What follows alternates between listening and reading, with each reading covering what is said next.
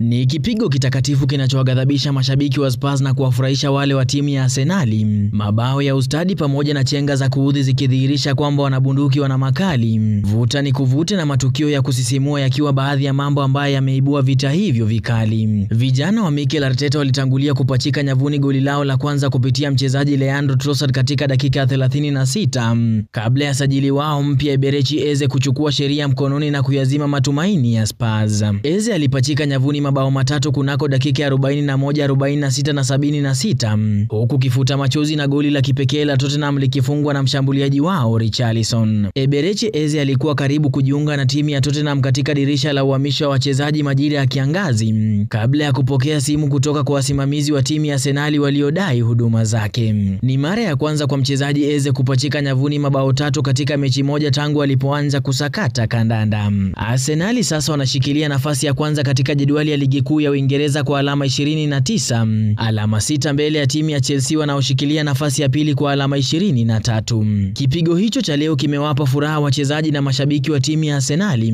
hasa ikizingatiwa kwamba wapinzani wao wakubwa Manchester City walipoteza mechi yao dhidi ya Newcastle. Jina langu ni Elias Tanoe.